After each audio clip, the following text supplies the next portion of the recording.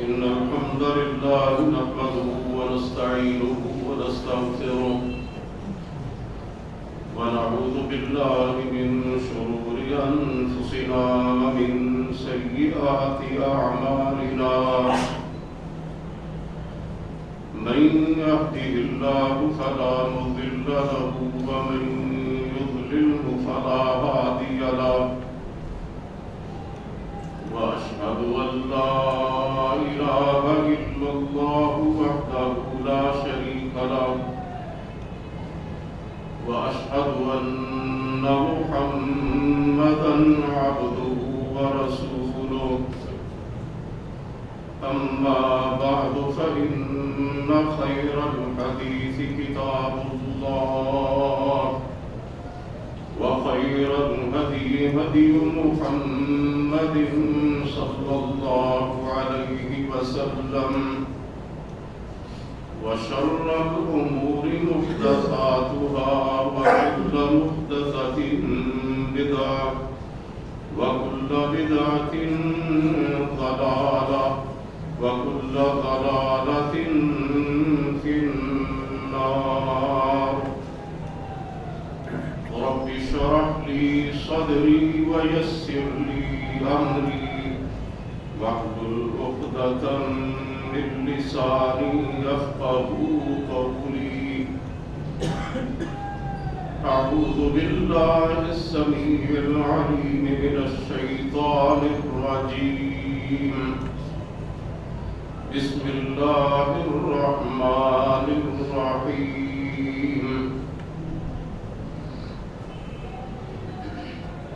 يولج الليل في النهار ويولج النهار في الليل وسخر الشمس والقمر كل يجري لأجل مسمى ذلكم الله ربكم له الملك والذين يدعون من دونه ما يملكون من قطمير إن تدعوهم لا يسمعوا دعاءكم ولو سمعوا ما استجابوا لكم ويوم القيامة يكفرون بشرككم ولا ينبئك مثل خبير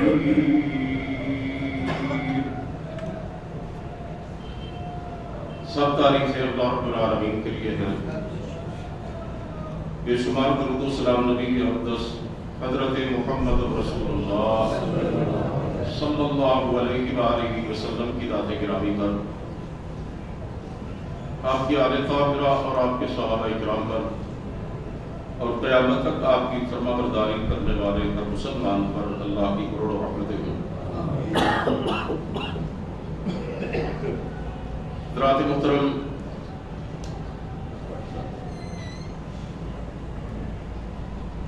عقیدہ توحید اسلام کا بنیادی عقیدہ ہے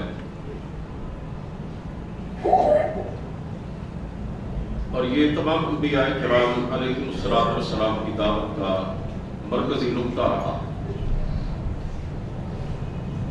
اللہ رب العزت نے انبیاء کرام علیہ السلام کو دنیا میں اسی لیے مبعوث فرمایا کہ وہ لوگوں کو اللہ تعالیٰ کی توحید کی تعلیم دیں، رب واحد کی بندگی کا درس دیں اور ہر قسم کے شرک سے مجتنب رہیں۔ قرآن کریم اس حقیقت سے بڑا پڑا ہے۔ اللہ کا الحاکمین نے ارشاد فرمایا وَمَا أَرْسَلْنَا مِن قَبْلِكَ مِن رَّسُولٍ إِلَّا نُوحِي إِلَيْهِ أَنَّهُ لَا إِلَٰهَ إِلَّا أَنَا فَاعْبُدُونِ۔ اے نبی جناب محمد الرسول اللہ صلی اللہ علیہ وسلم، ہم نے آپ سے پہلے جتنے بھی رسول بھیجے ان کی طرف یہی وحی کی تھی کہ ہمارے سوا کوئی معبود برحق نہیں ہے، تو اس لیے ہماری ہی عبادت کرو، ہماری ہی بندگی کرو۔ ایک اور جگہ پہ اللہ تعالیٰ ارشاد فرماتے ہیں وَلَقَدْ بَعَثْنَا فِي كُلِّ أُمَّةٍ رَسُولًا أَنِ اعْبُدُوا اللَّهَ وَاجْتَنِبُوا الطَّاغُوتَ۔ ہم نے ہر امت میں اپنا پیغمبر بھیجا اور اس نے جا کر لوگوں کو یہی بتلایا کہ اللہ کی بندگی کرنی ہے، اللہ ہی کی عبادت کرنی ہے، اور اللہ کے سوا جس کی بھی پوجا اور پرستش کی جاتی ہے یا اللہ تعالیٰ کے مقابلے میں جو بھی اپنی بندگی کا دعویٰ لے کر کھڑا ہوتا ہے اس سے بچنا، اللہ تعالیٰ کی بندگی کے ساتھ اور عبادت کے ساتھ کسی دوسرے کی بندگی اور عبادت کو شریک نہیں کرنا۔ سرکار دو عالم صلی اللہ علیہ وسلم کو جب معراج کے موقع پر بیت اللہ الحرام سے بیت المقدس میں جایا گیا، اور آپ جانتے ہیں کہ وہاں اللہ تعالیٰ کے تمام پیغمبران کرام موجود تھے، آپ صلی اللہ علیہ وسلم نے ان کی امامت کروائی، اور بعد میں آپ صلی اللہ علیہ وسلم نے اللہ تعالیٰ کے نبیوں سے پوچھا کہ تمہیں دنیا میں کس لیے بھیجا گیا تھا؟ تو اللہ تعالیٰ کے انبیاء اور رسول نے جواب دیا وَإِسْنَا بِالتَّوْحِيدِ، ہمیں دنیا میں اللہ رب العزت کی توحید کو عام کرنے کے لیے مبعوث کیا گیا۔ یعنی پتہ یہ چلتا ہے کہ دنیا میں اللہ تعالیٰ کے پیغمبروں کی بعثت کا مقصد لوگوں کو اللہ تعالیٰ کی توحید سے آشنا کرنا ہے۔ توحید کا مطلب کیا ہے؟ اللہ کو ایک ماننا، ذات میں، صفات میں اور اختیارات میں، اور کسی طرح سے بھی اللہ تعالیٰ کی ذات، صفات اور اختیارات میں کسی دوسرے کو حصہ دار قرار نہ دینا۔ اسی توحید کا ایک پہلو یہ ہے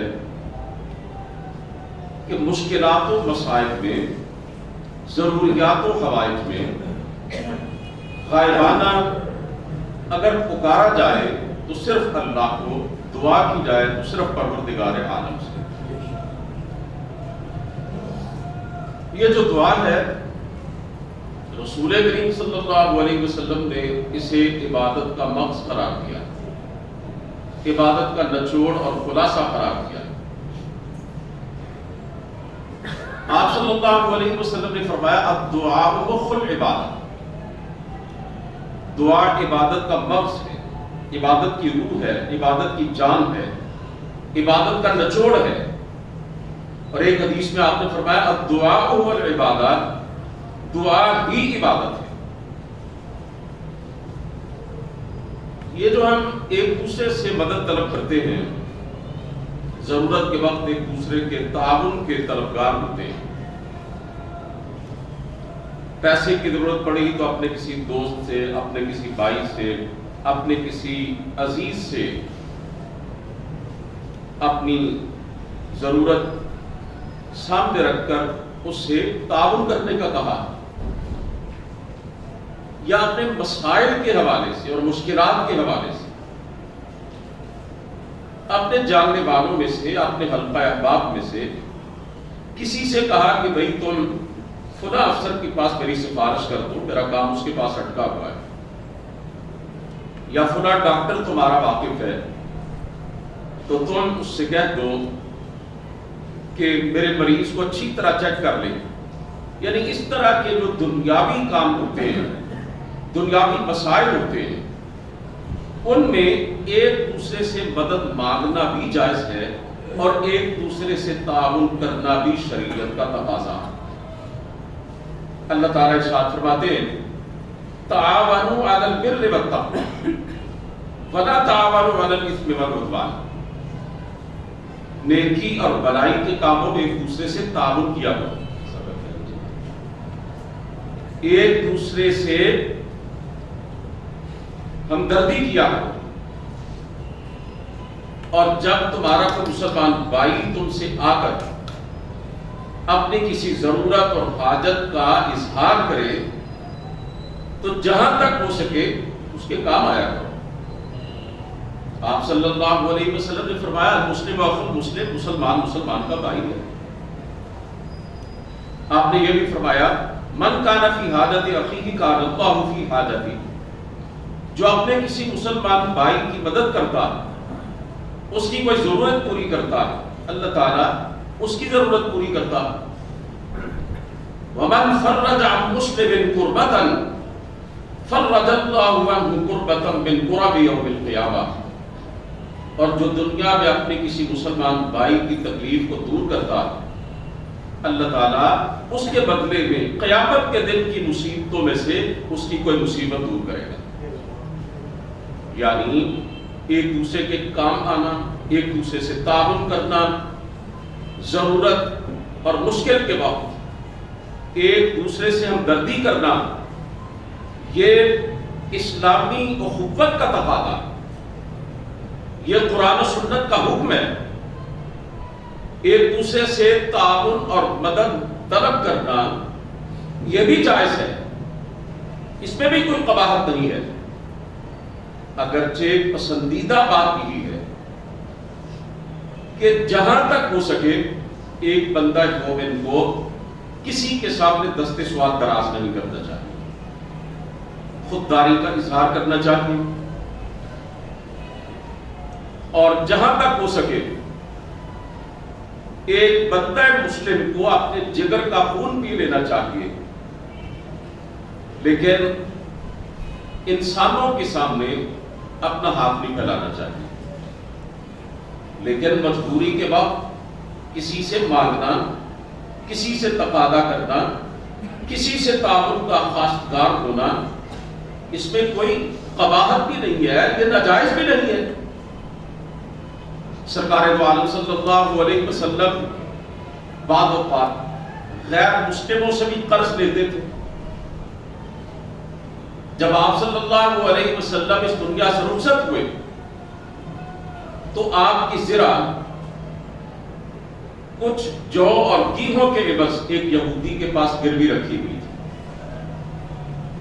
آپ نے ایک دفعہ ایک یہودی سے ادھار بھی لیا تھا، اور آپ نے وہ واقعہ سنا ہے کہ اس نے قرض کی واپسی کا وقت آنے سے پہلے ہی آپ سے تقاضا کرنا شروع کر دیا۔ آپ نے کہا کہ بھائی ابھی تو ادائیگی کی یاد نہیں آئی۔ اس نے آپ کے گلے میں کپڑا ڈالا اور بال دینا شروع کر دیے، آپ کا چہرہ مبارک سرخ ہو گیا، آپ کی آنکھیں باہر کو ابل آئیں۔ اس یہودی کی اس گستاخی پر رسول مقبول صلی اللہ علیہ وسلم سے اس کے قتل کی اجازت طلب کی گئی، تو آپ نے فرمایا نہیں بھائی، ان لصاحب الحق مجالا، حقدار کے لیے کچھ گنجائش بھی ہوتی ہے۔ جب یہودی نے یہ سنا تو اس نے اسلام قبول کر لیا اور کہنے لگا کہ میں نے اپنی کتاب میں اللہ کے آخری نبی کی نشانیاں پڑھی تھی، وہ ساری نشانیاں میں نے آپ کے اندر دیکھ لی تھی، بس ایک نشانی باقی رہ گئی تھی کہ اللہ کے نبی کی آخری پیغمبر کی ایک علامت یہ ہوگی کہ کوئی اس نبی کے ساتھ بد اخلاقی سے بھی پیش آئے گا وہ پھر بھی خوش اخلاقی سے پیش آئے گا، کوئی اس پہ ظلم کرے گا تو اسے معاف کر دے گا۔ آج میں نے یہ علامت بھی دیکھ لی ہے۔ اس نے اسی وقت کلمہ پڑھا اور دائرہ اسلام میں داخل۔ عرض کرنے کا مقصد یہ ہے کہ اندر ضرورت اپنے جیسے بندوں سے مدد طلب کرنا، کسی مشکل اور مسئلے کے حوالے سے تعاون طلب کرنا، اس میں کوئی قباحت کی بات نہیں، یہ اسلامی بھائی چارے کا تقاضا ہے، یہ اللہ کا بھی حکم ہے اور اس کے رسول کی بھی تعلیم ہے۔ لیکن غائبانہ کسی کو پکارنا، اسباب اور واسطے کے بغیر کسی سے مدد طلب کرنا، مثلا ایک شخص بیمار ہے اپنے گھر میں بیٹھا اور اللہ رب العزت کے سوا کسی کو مدد کے لیے، شفا کے لیے، تندرستی کے لیے ندا دیتا ہے اور اس کے نام کی دعائیاں دے کر کہتا ہے اے فلان مجھے شفا عطا کر دے، مجھے صحت دے دے. یہ دعا ہے جو صرف اللہ کا حق ہے، اور اگر کوئی اس طرح کا رویہ اختیار کرتا ہے تو وہ قرآن و سنت کی اصطلاح میں شرک کہلاتا. ایک بندہ مفلس و فلاس ہے، غربت اسرت کا مارا ہوا ہے، اور وہ اللہ تعالیٰ کے علاوہ کسی اور سے مانگتا ہے اور یہ کہتا ہے کہ اللہ کے خدا بندے، خواہ وہ کسی کو بھی پکار رہا ہو، کسی انسان کو، کسی جن کو، کسی فرشتے کو، حتیٰ کہ کسی اللہ کے نبی کو، کسی ولی کو، کسی بزرگ کو، وہ کسی سے بھی اس حالت میں مدد طلب کر رہا ہو کہ اے فلان مجھے رزق عطا کر دے، مجھے روزی عطا کر دے، مجھے پیسہ دے دے، تو بھائی یہ دعا ہے جو صرف اور صرف اللہ ہی کا حق ہے. بغیر اسباب کے، بغیر واسطے اور وسیلے کے اپنی حاجات و ضروریات میں اللہ کے علاوہ کسی اور کے نام کی دعائی دینا، اسی پکار کو دعا کہا جاتا ہے. اور اللہ فرماتے ہیں اَمَّن يُجِيبُ الْمُضْطَرَّ إِذَا دَعَاهُ وَيَكْشِفُ السُّوءَ وَيَجْعَلُكُمْ خُلَفَاءَ الْأَرْضِ. اللہ سوال کرتے ہیں، لوگوں سے پوچھتے ہیں کہ بھلا کون ہے جو مجبور اور لاچار اور بے بس انسان کی پکار کو سنتا ہے. وَيَكْشِفُ السُّوءَ، اور اس کی تکلیف، اس کی مصیبت دور کر دیتا، اس کی حاجت، اس کی ضرورت کو پورا کر دیتا. اَإِلَٰهٌ مَّعَ اللَّهِ، اللہ فرماتے ہیں کیا میرے علاوہ کوئی اور بھی ہے؟ کیا میرے ساتھ کوئی اور بھی طاقت اور اختیار رکھتا ہے کہ مشکلات و مصائب میں اسے پکارا جائے؟ اسی طرح قرآن کریم کی جو آیات میں نے ابتدا میں آپ کے سامنے پڑھی ہیں، ان میں اللہ تعالیٰ ارشاد فرماتے ہیں یولج اللیل فی النہار ویولج النہار فی اللیل. وہی اللہ رات کو دن میں داخل کرتا ہے، دن کو رات میں داخل کرتا ہے. وسخر الشمس والقمر، اور اس نے سورج اور چاند کو مسخر کر رکھا ہے، وہ اس کے حکم کے پابند ہیں، اس کے بنائے ہوئے نظام میں جکڑے ہوئے ہیں. کل یجری لاجل مسمی، یہ سب کے سب ایک وقت مقرر کے لیے اپنے اپنے کام پہ لگے ہوئے ہیں. جس راستے پر اللہ نے ان کو چلا دیا ہے اس پر چل رہے ہیں. ذالکم اللہ ربکم لہ الملک، اللہ فرماتے ہیں لوگوں یہ ہے تمہارا رب جس کے ہاتھ میں اس کائنات کی بادشاہت ہے، جس کے ہاتھ میں سارے اختیارات ہیں. والذین تدعون من دونہ ما یملکون من قطمیر، اور فرمایا اس رب کو چھوڑ کر اے لوگوں تم جس کو بھی پکارتے ہو وہ تو کھجور کی گٹھلی پر جو ہلکا سا چھلکا ہوتا ہے، سفید رنگ کا ہلکا سا ایک غلاف سا ہوتا ہے، اس کے بھی مالک نہیں.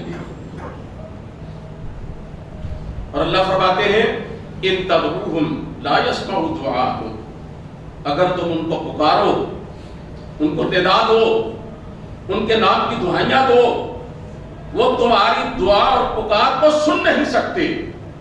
وَلَوْ سَمِعُوا مَا اسْتَجَابُوا لَكُمْ، اور اگر فرض کرو جیسا کہ تم کہتے ہو کہ وہ سنتے ہیں تو پھر جواب نہیں دے سکتے، کبھی سنا جواب.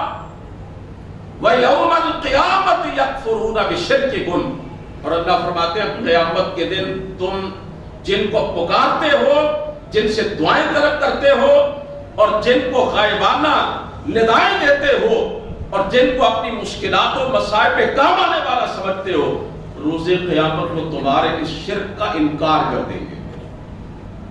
اللہ کی بارگاہ میں صاف صاف کہیں گے کہ یا اللہ ہم نے ان کو اس کی تعلیم نہیں دی تھی، ہم نے ان سے نہیں کہا تھا کہ اپنے رب کو چھوڑ کر ہم سے دعائیں کرنا شروع کر. اسی طرح سورہ انبیاء میں، سورہ حج میں اللہ فرماتے ہیں یا ایھا الناس ضرب مثل فاستمعوا لہ، اے لوگو تمہارے لیے ایک مثال بیان کی جا رہی ہے، تمہیں سمجھانے کے لیے ایک ایگزامپل دی جا رہی ہے، توجہ سے سنو. ان الذین تدعون من دون اللہ لن یخلقوا ذبابا ولو اجتمعوا لہ. اللہ فرماتے ہیں ہمیں چھوڑ کر تم جن کو بھی پکارتے ہو، جن سے بھی دعائیں کرتے ہو، وہ سارے اگر مل بھی جائیں تو اجتماعی کوشش کے ذریعے بھی ایک مکھی تک نہیں بنا سکتے۔ خالق تو اللہ ہے، پیدا کرنے والا تو اکیلا رب ہے، اختیارات تو سارے اس کے پاس ہیں۔ آپ کا کیا خیال ہے؟ گندم کے کھیت میں آپ جاتے ہیں تو اربوں خربوں دانے اس کھیت کے اندر موجود ہوتے ہیں۔ کیا کبھی بڑے سے بڑے کسی کافر اور مشرک نے بھی یہ کہا ہے کسی دانے پہ انگلی رکھ کے کہ یہ اللہ نے نہیں بنایا، یہ فلاں نے بنایا ہے؟ انسانیت تو بے بس ہے۔ آج کے جدید دور کے اندر بڑے بڑے سائنسدان اور ڈاکٹر جو ہیں، کیا انہوں نے کوئی چیز پیدا کی ہے؟ یہ تو ایجادات ہے نا، یہ ریڈیو ہے، ٹیلی ویژن ہے، ہوائی جہاز ہیں، یہ گاڑیاں ہیں، دیگر یہ سائنسی ایجادات ہیں۔ یہ تو اللہ تعالیٰ نے جو مادی اسباب پیدا کیے ہیں ان سے اور اللہ کی دی ہوئی عقل سے کام لے کر یہ مشینری بناتے ہیں۔ زندہ جاندار چیز تو آج تک کوئی سائنسدان بھی پیدا نہیں کر سکتا، اور ساری دنیا کے سائنسدان اور ماہر اکٹھے ہو جائیں ایک مکھی بھی نہیں بنا سکتے۔ اللہ کے علاوہ ساری کائنات مل جائے، یہ اللہ رب العزت کا چیلنج ہے۔ تو اللہ فرماتے ہیں جو مکھی تک بنانے کا اختیار نہیں رکھتے وہ تمہاری حاجات اور ضروریات کو پورا کریں گے، وہ تمہاری مشکلات اور مصائب کو دور کریں گے۔ اور اگلے الفاظ سنیے، اللہ فرماتے ہیں وَإِن يَسْلُبْهُمُ الذُّبَابُ شَيْئًا لَا يَسْتَنقِذُوهُ مِنْهُ، اور اگر مکھی ان کے کھانے کا کوئی ذرہ اٹھا کے لے کے اڑ جائے نا، وہ اتنے کمزور ہیں وہ تمہارے سارے معبودان اور جن کو تم پکارتے ہو اور حاجت روا مشکل کشا سمجھتے ہو، اللہ فرماتے ہیں مکھی جو کھانے سے ایک ذرہ چھین کے لے گئی اس سے واپس بھی نہیں لے سکتی، اس سے چھڑوا بھی نہیں سکتی۔ آگے اللہ فرماتے ہیں ضعف الطالب والمطلوب، اور لوگوں اس مثال کا خلاصہ یہ ہے اور سمجھانا تمہیں یہ مقصود ہے کہ اللہ کے سوا جو پکارتا ہے وہ بھی کمزور ہے نا جی۔ اللہ فرماتے ہیں جو پکار رہا ہے وہ کمزور ہے، وہ کمزور ہی ہے اسی لیے تو کسی اور سے مدد طلب کر رہا ہے۔ اور اللہ فرماتے ہیں والمطلوب، جس سے مانگا جا رہا ہے نا وہ بھی کمزور ہے۔ اب کمزور کو کیا دے گا؟ اختیارات سارے اللہ کے پاس ہیں، دینے والا صرف وہ ہے۔ سرکار دو عالم صلی اللہ علیہ وسلم نماز کے بعد جو اذکار کرتے تھے ان میں سے ایک ذکر کیا ہے؟ اللہم لا مانع لما اعطیت ولا معطی لما منعت، اے اللہ جو تو عطا کرنا چاہے وہ کوئی روک نہیں سکتا، اور جو تو روکنا چاہے نہ دینا چاہے وہ کوئی کسی کو دے نہیں سکتا۔ اللہ یبسط الرزق لمن یشاء ویقدر، قرآن بھرا پڑا اس حقیقت سے کہ اللہ ہی اختیار رکھتا ہے کہ کسی کا رزق کم کر دے اور کسی کا رزق زیادہ کر دے۔ سرکار دو عالم صلی اللہ علیہ وسلم کے جو مخالف تھے، جو دشمن تھے، ان کا آپ سے اختلاف اس بات پر تھا، وہ مانتے تھے اللہ کو۔ قرآن کریم کئی جگہوں پر ان کے عقیدے کو نقل کرتا ہے، وَلَئِن سَأَلْتَهُم مَّنْ خَلَقَهُمْ لَيَقُولُنَّ اللَّهُ، اے نبی اگر آپ ان سے پوچھیں بھئی تمہیں کس نے پیدا کیا ہے تو یہ سارے مشرک اور کافر ابو لہب ابو جہل اور اے نبی یہ سارے تیرے مخالف کہیں گے ہمیں اللہ نے پیدا کیا۔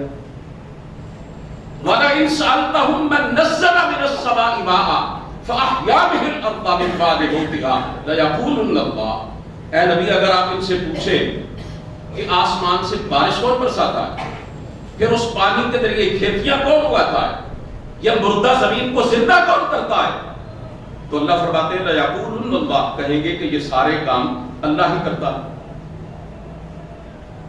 قُلْ مَن رَّبُّ السَّمَاوَاتِ السَّبْعِ وَرَبُّ الْعَرْشِ الْعَظِيمِ، اے نبی ذرا ان سے سوال کریں کہ زمین کو کس نے بنایا اور ساتوں آسمان کس نے پیدا کیے، سَيَقُولُونَ لِلَّهِ، تو کہیں گے یہ اللہ ہی کرتا ہے۔ اللہ فرماتے ہیں قُلْ مَن بِيَدِهِ مَلَكُوتُ كُلِّ شَيْءٍ، آپ ان سے پوچھیں کہ ہر چیز کا اختیار کس کے پاس ہے، بادشاہت کس کے پاس ہے، اس کائنات کا سچا فرمانروا کون ہے، اس دنیا پر حکم کس کا چلتا ہے، ہر چیز کس کے قبضہ قدرت میں ہے۔ اے نبی آپ ان کافروں ان مشرکوں سے سوال کریں تو یہ سارے مل کر کہیں گے سَيَقُولُونَ لِلَّهِ، کہ یہ سارے کام اللہ ہی کرتا ہے، کائنات کا سچا بادشاہ وہ اکیلا۔ قرآن اس حقیقت سے پردہ اٹھاتا ہے، بار بار یہ بتلاتا ہے کہ مکے کے مشرک، اللہ کے نبی کے مخالف اور دشمن یہ کہتے تھے، مانتے تھے پیدا کرنے والا ہمیں اللہ ہے، بارش برسانے والا اللہ ہے، کھیتیاں اگانے والا اللہ ہے، زمین و آسمان کا بنانے والا اللہ ہے، اور یہ پوری جو دنیا کی بزم سجی ہوئی ہے اس کے پیچھے وہ مالک کائنات کی قوت کار فرما۔ تو اللہ کے نبی ان سے پوچھتے کہ بھئی پھر اللہ کو چھوڑ کر یہ دوسروں کو کیوں پکارتے؟ اور بعض لوگ یہ سمجھتے ہیں کہ وہ جو انہوں نے بت بنائے ہوئے تھے نا جی، وہ صرف لکڑی اور پتھر کی مورتیاں تھیں، ایسا نہیں ہے۔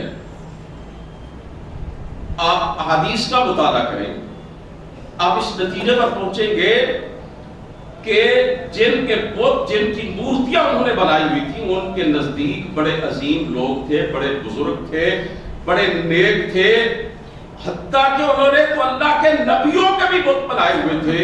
جب رسول مقبول صلی اللہ علیہ وسلم نے فتح مکہ کے موقع پر بتوں کی نجاست سے اللہ کے گھر کو پاک کیا تھا، تو آپ نے علماء کرام سے سنا ہوگا کہ انہوں نے حضرت ابراہیم کا بھی بت بنا کے بیت اللہ میں لٹکایا ہوا تھا، اور حضرت اسماعیل علیہ السلام کا بھی بت بنا کے وہاں پہ رکھا ہوا تھا۔ وہ اتنے بے وقوف نہیں تھے کہ اللہ کو خالق اور مالک مانے اور لکڑی اور پتھر کی بے-جان مورتیوں سے اپنی حاجات طلب کرے۔ وہ دراصل ان کو اپنی مشکلات اور مسائل میں پکارتے تھے جن کے انہوں نے بت بنائے ہوئے تھے، ان نیک بزرگوں کو جو ان کے ہاں بڑے پہنچے ہوئے تھے، جن کو وہ سمجھتے تھے کہ اللہ کے ہاں ان کا بڑا مقام اور مرتبہ ہے۔ جیسے کوئی شخص اللہ کے کسی نیک بندے کی قبر پہ جا کے سجدہ کرتا ہے تو آپ کیا سمجھتے ہیں کہ وہ جو مٹی کی ڈیری ہے اس کو سجدہ کر رہا ہے؟ وہ تو جو قبر کے اندر اللہ کا بندہ لیٹا ہوا ہے اس کو سجدہ کر رہا۔ اسی طرح مشرکین عرب نے اور مشرکین مکہ نے جو بت بنائے ہوئے تھے وہ ان بتوں کو نہیں پکارتے تھے، جن ہستیوں کے بت بنائے ہوئے تھے ان کو پکارتے تھے۔ بخاری شریف کے اندر یہ ساری تفصیل موجود ہے۔ مشرکوں کے بڑے بڑے جو مشہور بت ہیں وہ سارے کے سارے ان کے ہاں بڑے نیک اور بڑے پارسا لوگ تھے۔ تو عزیزان محترم، اللہ رب العزت کے علاوہ کسی کو بھی غائبانہ اپنی مشکلات اور مصائب کے حوالے سے، اپنی حاجات اور ضروریات کے حوالے سے پکارا نہیں جا سکتا، اسی کو دعا کہا جاتا ہے۔ تو جب اللہ کے رسول اپنے دشمنوں سے، مکے کے مشرکوں سے پوچھتے کہ مانتے ہو خالق اللہ ہے، مالک اللہ ہے، رازق اللہ ہے، بارش اللہ برساتا ہے، سب کچھ اللہ نے بنایا ہے، یہ ساری کائنات اللہ کی تخلیق کرتا ہے، کہ اللہ کو چھوڑ کر ان کو کیوں پکارتے؟ تو وہ کیا جواب دیتے؟ وَيَقُولُونَ هَؤُلَاءِ شُفَعَاؤُنَا عِندَ اللَّهِ، وہ کہتے تھے کہ اختیارات تو سارے اللہ کے پاس، تو دینے والا وہ اللہ ہی ہے، ہم تو ان کو اس لیے پکارتے ہیں کہ یہ اللہ کے ہاں ہمارے سفارشی ہیں، ہم بڑے گناہگار ہیں، ہم تو دن رات خطائیں کرتے ہیں، یہ بڑے نیک لوگ تھے، ان کی اللہ نہیں ٹالتا، یہ اللہ سے بزرگ باتیں منواتے ہیں، ہماری اللہ سنتا نہیں ہے، اور ان کے بارے میں ہمارا عقیدہ اللہ ان کی تال سکتا ہی نہیں ہے۔ اور دوسری جگہ پہ اللہ فرماتے ہیں مَا نَعْبُدُهُمْ إِلَّا لِيُقَرِّبُونَا إِلَى اللَّهِ زُلْفَىٰ، ہم ان کی عبادت صرف اس لیے کرتے ہیں اور ان کو صرف اس لیے پکارتے ہیں کہ یہ ہمیں اللہ کے قریب کر دیں، ان کی وجہ سے ہمیں اللہ کا قرب حاصل ہو جائے، ہماری دعائیں قبول ہونا شروع ہو جائیں۔ حضرات محترم، سرکار دو عالم صلی اللہ علیہ وسلم نے اپنے دور کے مشرکوں کو یہ بات سمجھائی کہ نہیں، عبادت کا حق رکھتا ہے اکیلا اللہ، اور دعا عبادت کا مقصد اور خلاصہ ہے، عبادت کی روح ہے، اس لیے دعا بھی اللہ کے علاوہ کسی سے نہیں کی جا سکتی، اور غائبانہ اللہ کے علاوہ کسی کو پکارا نہیں جا سکتا۔ سرکار دو عالم صلی اللہ علیہ وسلم نے پوری زندگی اپنے صحابہ کرام کو یہ تعلیم دی اور اسی پر آپ کا عمل رہا۔ آپ رسول کریم صلی اللہ علیہ وسلم کی درجنوں بیسیوں دعائیں پڑھتے ہیں، آپ کو یاد بھی ہے۔ ایک صحابی نے جب آپ یہ کہا تھا کہ اللہ کے رسول مجھ پہ قرضہ ہے، تنگ دستی ہے، غربت ہے، تو آپ نے کیا فرمایا تھا؟ یہ دعا پڑھو، اللہم اکفنی بحلالک عن حرامک واغننی بفضلک عمن سواک۔ آپ نے فرمایا یہ دعا کیا کرو اللہ سے، یا اللہ مجھے حرام سے بچا اور حلال کے ذریعے میری ساری ضروریات کو پورا فرما، اور مجھے اتنا دے دے کہ اپنے سوا ہر ایک سے تو مجھے مستغنی کر دے، مجھے تیرے سوا کسی کے سامنے ہاتھ نہ پھیلانا۔ آپ کے گھر کا کوئی فرد بیمار ہو جاتا تو آپ اس پر کھڑے ہو کر یہ دعا پڑھتے، گویا دم کرتے، اذھب الباس رب الناس واشف انت الشافی لا شفاء الا شفاءک شفاء لا یغادر سقما۔ اے ساری کائنات کے لوگوں کے رب، اس بیمار کو شفا عطا کر، اور اللہ تو ہی شفا عطا کرنے والا، بیماری دور کر دے اور ایسی شفا عطا فرما کہ اس کے بعد کوئی تکلیف باقی نہ رہے۔ آپ صلی اللہ علیہ وسلم نے اللہ ہی کی پناہ طلب کی ہر معاملے میں۔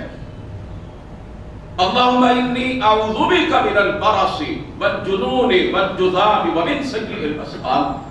یا اللہ میں تیری پناہ طلب کرتا ہوں البحری سے، مرگی سے، اور اللہ جتنی بھی مہلک بیماریاں اور تکلیفیں ان سب سے میں تیری پناہ طلب کرتا ہوں۔ آپ صلی اللہ علیہ وسلم کی دعائیں حدیث کی کتابوں میں لکھی پڑھی۔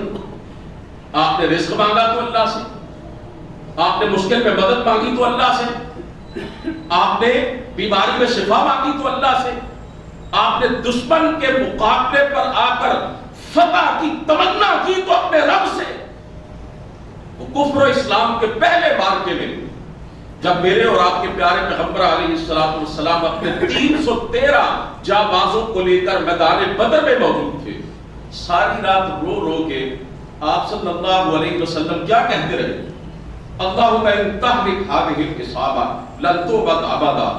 یا اللہ مجھ سے جو ہو سکتا تھا میں نے کر دیا، میری ساری زندگی کی یہ کمائی، یہ 313 تیرے بندے، اللہ ان کو لا کے کھڑا کر دیا ہے، لیکن اب دعا کرتا ہوں تو تجھ سے، مانگتا ہوں تو تجھ سے، اگر یہ تیرے مٹھی بھر بندے آج ہلاک ہو گئے، کافر ان پہ غالب آ گئے، یا اللہ یہ مٹ گئے، پھر قیامت تک تیرا نام لینے والا کوئی نہ۔ اور اللہ رب العزت فرماتے ہیں قرآن کریم میں، یا ایھا الناس انتم الفقراء الی اللہ، اے لوگو تم سب اللہ کے در کے فقیر ہیں، واللہ هو الغنی الحمید، اور اللہ فرماتے ہیں بے نیاز اگر کوئی ذات ہے تو وہ صرف میری ہے، جس کو کوئی حاجت نہیں، جس کو کوئی ضرورت نہیں، جس کو کوئی مجبوری نہیں، جو پاک ہے ان تمام حوائج و ضروریات سے۔ اللہ فرماتے ہیں وہ صرف میں ہوں، اور باقی دنیا کے لوگوں، سارے انسانوں، تم سب کسی نہ کسی حوالے سے محتاج ہو اور فقیر ہو، اور میرے در پہ آ کے ہی مجھ سے مانگا۔ یہ جو یا ایھا الناس کے الفاظ ہیں، اے لوگو، اس سے کیا مراد ہے؟ اے مکے کے لوگوں، اے مدینے کے لوگوں، اے عرب کے لوگوں، اے پاکستان کے رہنے والوں، اے ہندوستان کے بسنے والوں، یا افغانستان اور اردن اور فلسطین اور شام کے رہنے والوں، یا عربیوں اے اجمیوں، نہیں، یہ جو یا ایھا الناس کے الفاظ جب بھی اللہ قرآن کریم میں فرماتے ہیں، اس سے مراد ساری کائنات کے لوگ ہوتے ہیں۔ اللہ حضرت آدم علیہ السلام سے لے کر سرکار دو عالم صلی اللہ علیہ وسلم تک تمام انبیاء کرام کو شامل کر کے پوری کائنات کے آنے والے تمام انسانوں سے یہ فرما رہے ہیں، تم سب میرے در کے فقیر ہو، تم سب میرے محتاج ہو۔ اور رسول کریم صلی اللہ علیہ وسلم نے اپنی تمام ضروریات، میں نے ابھی کچھ دعائیں آپ کے سامنے رکھی ہیں، تمام ضروریات اور حاجات مانگی ہیں تو اپنے رب سے۔ آپ نے فرمایا اذا استعنت فاستعن باللہ، جب مدد کی ضرورت پڑے تو اللہ سے مانگو۔ آپ نے فرمایا اگر نمک ختم ہو جائے، تمہیں نمک کی بھی ضرورت ہے تو اللہ سے طلب کرو، اگر تمہاری جوتی کا تسمہ بھی ٹوٹ جائے تو اللہ سے مانگو۔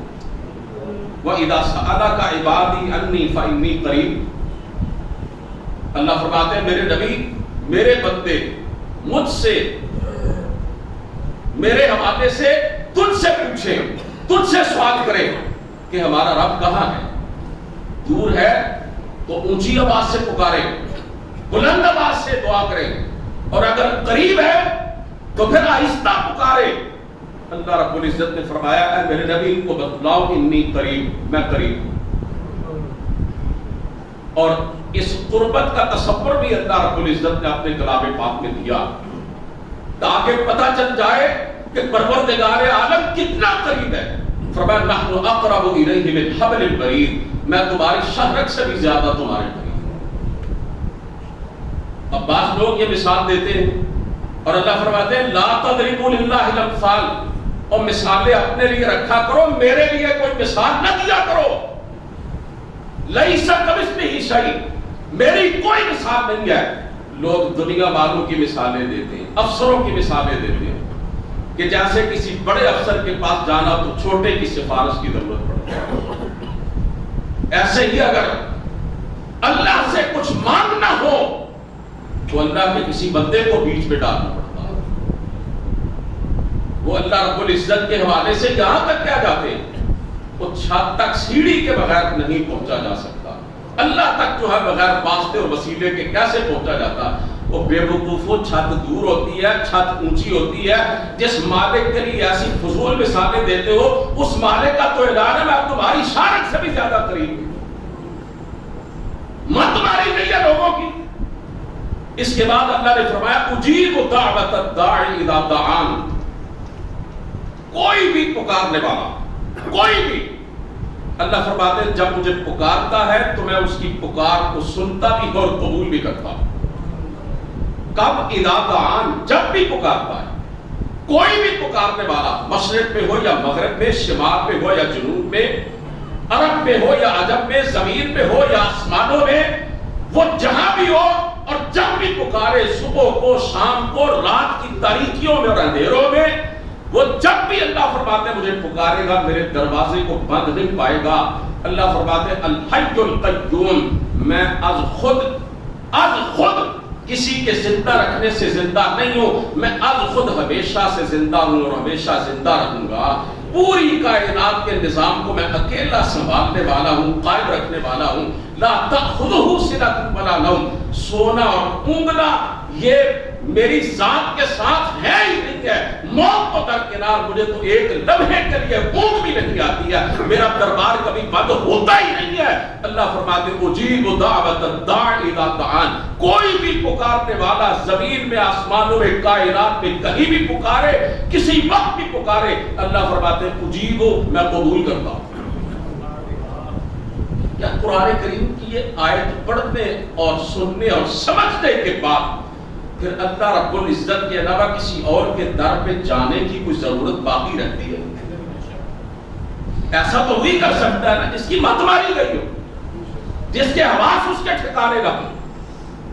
اللہ فرماتے ہیں جگہ پہ هو الحی لا الہ الا ہو فادعوہ مخلصین لہ الدین، ترجمہ کیا ہے؟ هو الحی، وہ زندہ ہے، لا الہ الا ہو، اس کے سوا کوئی معبود برحق نہیں ہے، فادعوہ مخلصین لہ الدین، اس لیے اپنی نیت کو خالص کر کے دعا کیا کرو، پکارا کرو تو صرف اپنے رب۔ یہ الفاظ بڑے قابل غور ہیں، آپ نے توجہ نہیں کی ہے۔ اللہ فرماتے ہیں هو الحی، میں زندہ ہوں اس لیے مجھے پکارا کرو۔ پتہ چلتا ہے کہ جو زندہ نہ ہو، جس کو موت آئے، وہ کبھی اس بات کا حق نہیں رکھتا کہ اس کو مشکلات و مسائل پہ پکارا جائے۔ اللہ تعالیٰ نے اپنی ذات کے حصے نہیں کیے، اس کی کوئی اولاد نہیں، اس کا کوئی بیٹا اور بیٹی نہیں، کوئی اس کی بیوی نہیں، لیس کمثلہ شیء، اس کی مثال کوئی نہیں، کوئی کسی طرح بھی اس جیسا نہیں ہے۔ جیسے اللہ نے اپنی ذات کے حصے نہیں کیے، اسی طرح اللہ نے اپنی صفات اور اختیارات کے ٹکڑے بھی نہیں کیے۔ لوگ کہتے ہیں کہ فلاں جگہ سے رزق ملتا ہے، فلاں سے جناب شفا ملتی ہے، فلاں جگہ جائیں تو اولاد ملتی ہے۔ اللہ نے کسی کو کوئی اختیار نہیں دیا۔ سورہ یاسین کی آیت ذرا پڑھ کے کبھی سمجھ لینا، فسبحان الذی بیدہ ملکوت کل شیء، اللہ فرماتے ہیں سبحان ہے، پاک ہے وہ میری ذات جس کے ہاتھ میں ہر چیز کا اختیار۔ تبارک الذی بیدہ الملک، کیا مطلب ہے اس کا؟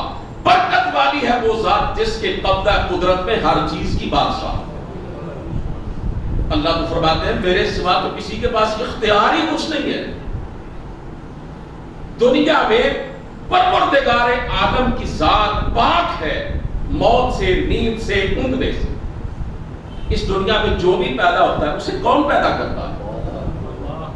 پھر جب وہ اس دنیا سے جاتا ہے تو کس کے حکم سے جاتا ہے؟ تو جو اپنی پیدائش اور اپنی موت میں بھی اختیار اپنا نہیں رکھتا، اس پہ اللہ ہی کا اختیار چلتا ہے، وہ دنیا کے سارے معاملات اور سارے مسائل اور ضروریات میں کیسے کسی کی حاجت روائی اور کسی کی مشکل کشائی کا حق رکھتا؟ انبیاء کرام علیہ السلام سے بڑھ کے کون ہو سکتا؟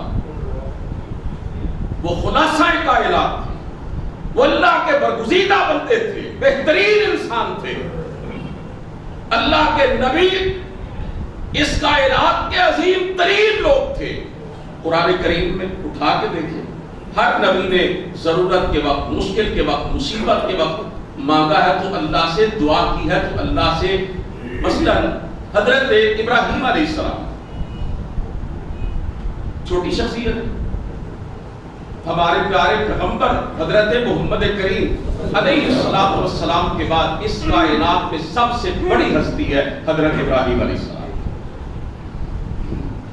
80 سال کی عمر ہو گئی، بوڑھے ہو گئے، اولاد کوئی نہیں ہے، دل میں بیٹے کی خواہش پیدا ہوتی ہے، اور دنیا کے تمام بے اولادوں کو اللہ کا یہ جلیل القدر پیغمبر دعا سکھلا کے جاتا ہے اور کہتا ہے رب ہب لی من الصالحین، یا اللہ اپنی جناب سے ایک نیک پتر ہی دے جا، یا اللہ اپنی جناب دے وچوں اپنی رحمت دے نال ایک نیک بچہ دے دے۔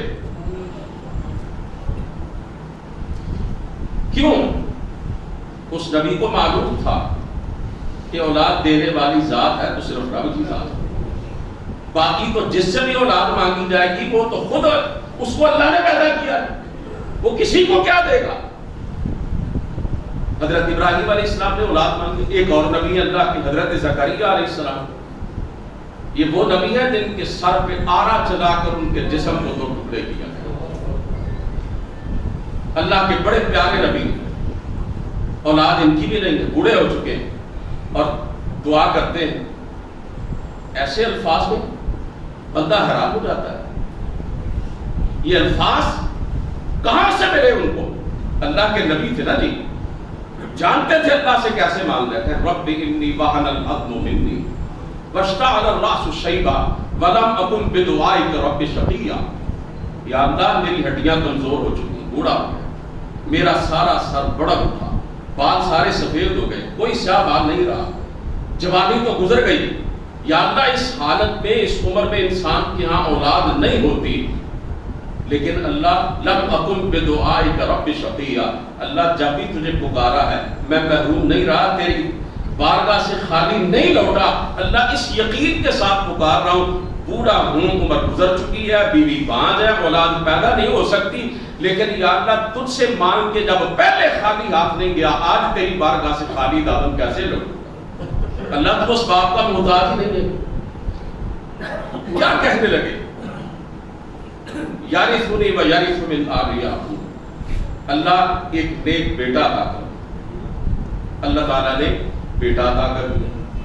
ایک اللہ کا نبی ہے، پتہ نہیں کب سے اپنی قوم کو دعوت دے رہا ہے، دین کی باتیں سمجھا رہا ہے، وہ نہیں سن رہے، اللہ کے حکم کے بغیر، اللہ کی اذن کے بغیر ان کے لیے عذاب کی بد دعا کر کے بستی سے نکل جاتا، اس علاقے کو چھوڑنا چاہتا ہے، کشتی میں بیٹھتا ہے سفر کے ارادے سے۔ اور مختصر واقعہ یہ آپ کو معلوم ہے، اللہ کے حکم سے ایک مچھلی اس نبی کو اپنے پیٹ میں لے کے جاتی ہے، اب اللہ فرماتے ہیں مچھلی کے پیٹ میں حضرت یونس علیہ السلام احساس ہو گیا حکم الہی کے بغیر آیا ہوں اپنی قوم اور بستی کو چھوڑ کر، کیا کہنے لگے؟ اللہ فرماتے ہیں فنادا فی الظلمات وظنون اذ ذهب مغاضبا، وہ مچھلی والا، اللہ نے نام بھی نہیں لیا حضرت یونس، اللہ فرماتے ہیں مچھلی والا جب غضبناک ہو کے چلا گیا، فنادا فی الظلمات، پھر اس نے ہمیں اندھیروں کے اندر پکارا، اندھیروں کے اندر، سمندر کے پانیوں کا اندھیرا، رات کا اندھیرا، مچھلی کے پیٹ کا اندھیرا، تہ اندھیروں کے اندر اللہ فرماتے ہیں پکارا، اور کیا کہا؟ اللہ الہ الا انت سبحانک انی کنت من الظالمین، یا اللہ تو پاک ہے، اللہ تو غلطی کر نہیں سکتا، یا اللہ قصور میرا ہے، اللہ مجھے معاف کر دے، اس مچھلی کے پیٹ سے نجات دے دے۔ اللہ فرماتے ہیں فاستجبنا له ونجیناہ من الغم، ہم نے اپنے اس نبی یونس کی پکار کو سنا، دعا کو قبول کیا اور اسے مچھلی کے پیٹ سے نجات دی۔ ہم نے اپنے پیدا کی ہوئی مچھلی سے کہا اس نبی کو کھانا نہیں، غذا نہیں بنانا، جا سمندر کے کنارے پہ پھر نبی کو ذرا آرام اور سکون کے ساتھ ڈال کیا۔ اللہ فرماتے ہیں وَكَذَلِكَ نُنْجِي الْمُؤْمِنِينَ، اور اسی طرح ہم اپنے مومن بندوں کو دنیا کی تکلیف اور مصیبتوں سے نجات دیتے ہیں۔ میرے نبی نے کہا یہ یونس علیہ السلام کی دعا اللہ کو اتنی پسند آئی، اللہ کے نبی نے فرمایا تھا اس دعا کو پڑھ کے تم جو بھی اللہ سے مانگو گے اللہ تمہیں محروم نہیں کرے۔ یہ وہ کلمات حضرات محترم۔ اسی طرح حضرت اکرمہ بن ابی جہل رضی اللہ تعالی، اللہ کے نبی کے سب سے بڑے دشمن کا بیٹا تھا، اللہ کے نبی نے مکہ فتح کیا، مکے کو چھوڑ کے چلا گیا کہ جس شہر میں اللہ کے نبی آئے ہیں اللہ کے پیغمبر سے اتنی نفرت، اس شہر میں رہنا گوارا نہیں، چھوڑ گیا، کشتی پہ بیٹھ گیا، حبشہ کی طرف جانا چاہتا تھا، کشتی پھنس گئی بمر کے اندر، گرداب کے اندر، وہ جو درمیان میں پانی اور سمندر کے گول لہریں بنتی ہے نا جی، ان میں، اور عرب کے سارے مشرک اور مکے کے سارے کافر، قرآن کئی جگہوں پر یہ بیان کرتا ہے جب ان کی کشتی سمندر کے پانیوں میں گر جاتی اور پھنس جاتے، دعوا اللہ مخلصین لہ الدین، پھر اللہ کے سوا کسی سے دعا نہیں کرتے، خالص نیت لے کر بس اللہ کی بارگاہ میں اس کے دروازے پر جاتے تھے اور کہتے تھے یا اللہ تو ہی بچا سکتا ہے۔ اب کشتی پھنس گئی، ابو جہل کا بیٹا اکرمہ بیٹھا ہوا ہے، جو کشتی چلانے والے تھے، انہوں نے کہا یا اللہ بیڑا پار کر دے، اللہ کشتی کو کنارے پہ لگا دے، یا اللہ بچا دے۔ وہ حیران ہو کے کہنے لگا جس محمد سے مجھے اتنی نفرت ہے صلی اللہ علیہ وسلم کہ اس کے آنے کی وجہ سے مکے جیسا شہر چھوڑ کے آیا ہوں، وہ بھی تو یہی کہتا ہے کہ بس اللہ کو پکارو، اللہ سے مانگو۔ تو کہنے لگا بھائی وہ جو لات منات عزا حبل، وہ دیوی وہ دیوتا، ود سوا یغوث یعوق نصر، وہ تمہارے اتنے معبود وہ کہاں چلے گئے، ان کو کیوں نہیں پکارتے؟ کہنے لگے اکرمہ وہ خشکیوں میں کام آتے ہیں، اصل میں پانیوں میں ان کی طاقت ختم ہو جاتی ہے، اللہ ہی پار لگا سکتا ہے۔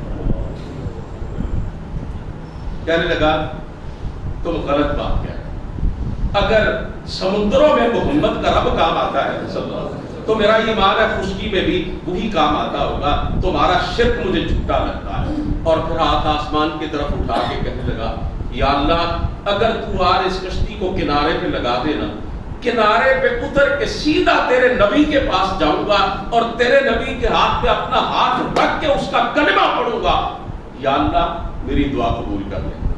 اللہ نے دعا سنی، کشتی کنارے پر لگی، اللہ کے نبی مسجد نبی میں بیٹھے ہیں، ابو جہل کا بیٹا آ رہا ہے، سب سے بڑے دشمن کا بیٹا ہے، اور آپ اٹھ کھڑے ہوتے ہیں اور کہتے ہیں کہ خوش آمدید ہے تجھے، بھئی تو کیوں چلا گیا تھا، میں نے تو سب کو معاف کر دیا تھا۔ سارا واقعہ سنا کے کہتا اللہ کے رسول آپ مجھے پتا چلا آپ کی توحید کی دعوت سچی ہے، میرے باپ کا شرک جھوٹا تھا، اللہ کے نبی کلمہ پڑھائیے، میں مسلمان ہونے کے لیے آیا۔